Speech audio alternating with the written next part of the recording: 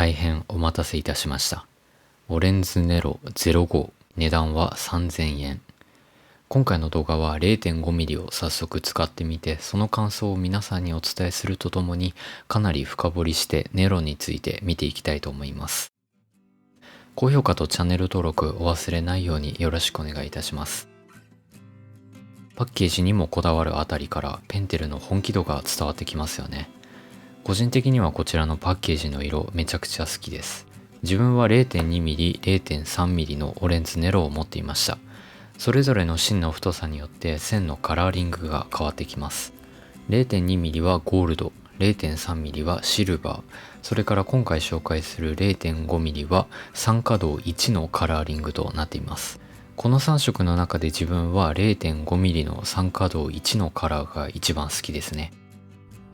実は今回のオレンズネロなんですけれども、返芯と消しゴムが限定で登場しております。いろいろと文房具を集めていると、こういうものも買わないといけないっていう使命感に襲われてしまうんですよね。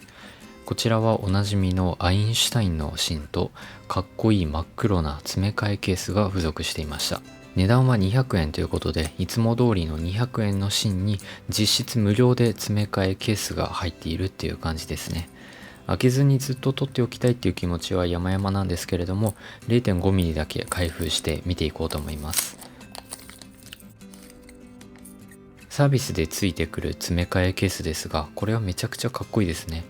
コンパクトでひし形の断面になっています。色違いでペンテルのスーパーポリマーっていう芯があるんですけれども、同じ金型を使って製造しているんじゃないかなと思います。シャープ芯のケースってコンパクトなものっていうのが結構少ないんですよね。どうしても市販で売られている芯ケースは店頭で目立つように大きめなサイズになっています。本当はもっと小さくできるとは思いますが、それだと売れないので最近のは結構大きいんですよね。でも文房具にこだわり出すと、シャープ芯は極力コンパクトであってほしいのです。でもシャープ芯のケースってあんまり多く出回っていないので、どうしても値段が高くなってしまいます。そんなかっこいい芯ケースが実質無料でついてくるっていうのはかなり嬉しいです。黒い芯ケースは芯が最初に入っていなかったので、各自で芯を詰め替える必要があります。容量は結構大きいですね。自分はアインシュタインばっかり使っているアインシュタイン愛用者なので、これを機に 0.2mm から 0.5mm まで3種類全部買ってみました。こちらはクリックイレーサー4オレンズネロでございます。個人的にこれは激アツでした。消しゴムまで真っ黒なピンポイント消しゴムっていうのがこれまで見たことがないんですよね。めちゃくちゃかっこいいピンポイント消しゴムが欲しいと考えている方はすごくいいんじゃないかなと思います。こちらは限定品なので、もし欲しいと思った方は早めに店頭で買ってみるといいんじゃないかなと思います。実は自分はクリックイレーサー4 Pro を普段使っているんですけれども、簡単に言えばそれの真っ黒バージョンっていう感じですね。クリックイレーサー4 Pro は500円、クリックイレーサー4オレンズネロは600円でした。そんなわけで4オレンズネロを開封していこうと思います。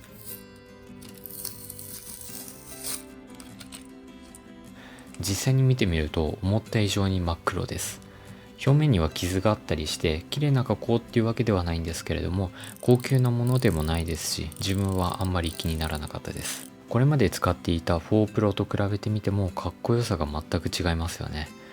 4 Pro も結構デザインは好きなんですけれども、4オレンズネロと比べると霞んで見えてしまいます。真っ黒のものってかえって存在感がありますよね。本製品は限定品につき消しゴム黒色の補充用はございませんとのことで、真っ黒の替え消しゴムの販売はされていないそうです。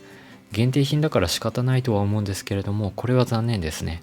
一度消しゴムを使い切ったら黒じゃなくて灰色の替え消しゴムしか入れることができません。めちゃくちゃ使いたいけど、これめちゃくちゃ使いにくい消しゴムですよね。やっぱりゴムだけでも灰色になってしまうと、真っ黒の統一感っていうのはなくなってしまいます。今度神社に参拝した時は真っ黒の替え消しゴムが販売されるようにお祈りしておきますね。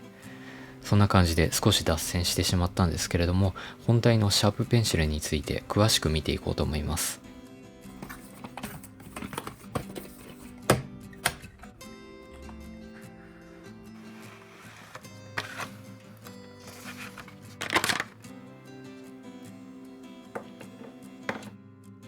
2020年10月9日に新たな新型として誕生したオレンズネロ05。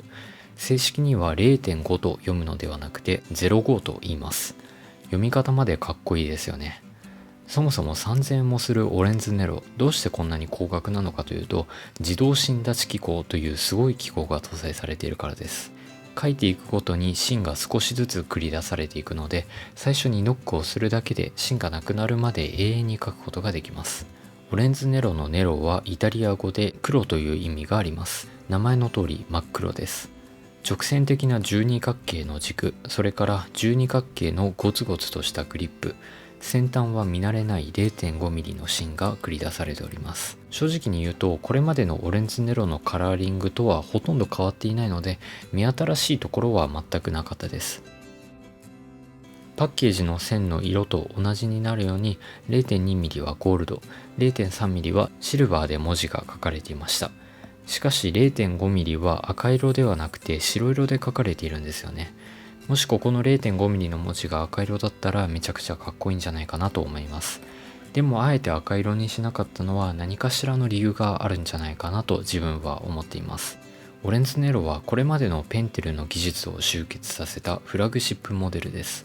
もし 0.5 の表記が赤色だと赤色のロゴがかなり目立ってしまいます。道具というのは常にオーナーに寄り添うもので、下手に目立たせる必要はありません。それがオレンズネロの哲学なので、05はあえてシンプルな白色のロゴにしているんじゃないかなと考えております。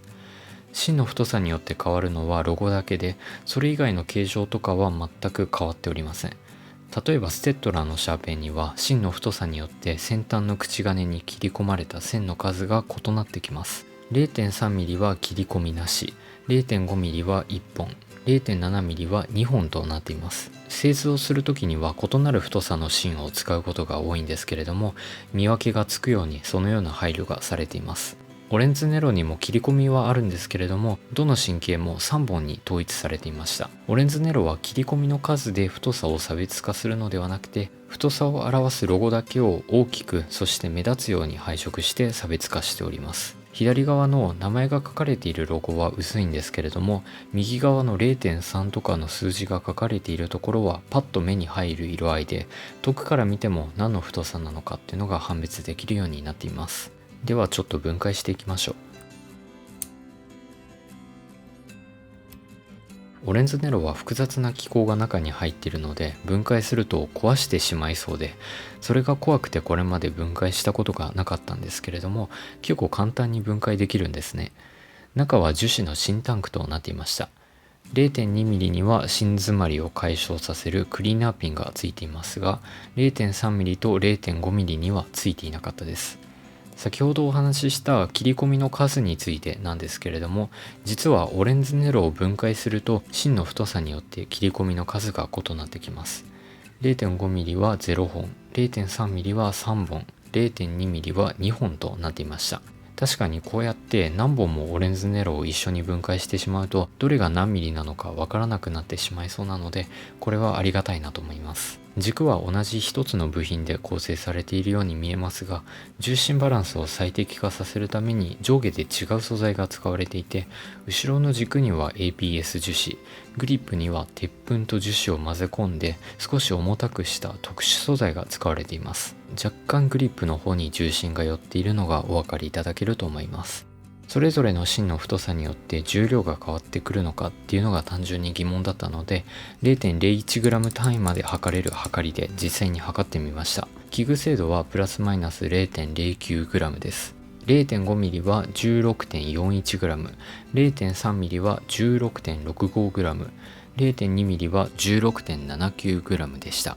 ご参考までにドクターグリップのフルブラックが 20g、クルトガのスタンダードモデルがだいたい 10g です。オレンズネロは細い軸なのに 17g 近くもあるので、持ってみると少しずっしりとした感覚です。こんな感じで芯が細ければ細い方が重たくなっています。質量が異なる一番大きな要素は軸でした。これは軸だけで測った写真なんですけれども、 0.2mm の軸だけやけに重たくなっています。自分が持っている 0.2mm のみ限定色のガンメタルっていうカラーです。このガンメタルだけ微粒なアルミニウム片を塗料に混ぜて塗装するメタリック塗装がされています。そのアルミニウム片によって 0.3g 近く重たくなっているんじゃないかなと推測しています。0.3mm と 0.5mm は同じブラックというカラーなので、もしかしたら同じ色でも質量の個体差は大きいんじゃないかなと考えています。0.2mm だけクリーナーピンがあるんですけれども、クリーナーピンがある分消しゴムの体積が小さくなっているので、クリーナーピンがない方が重たくなりました。ざっくりと質量をまとめるとこんな感じでした。0.5mm は内部のパーツの質量が他の神経と比べて 0.1g ぐらい軽かったです。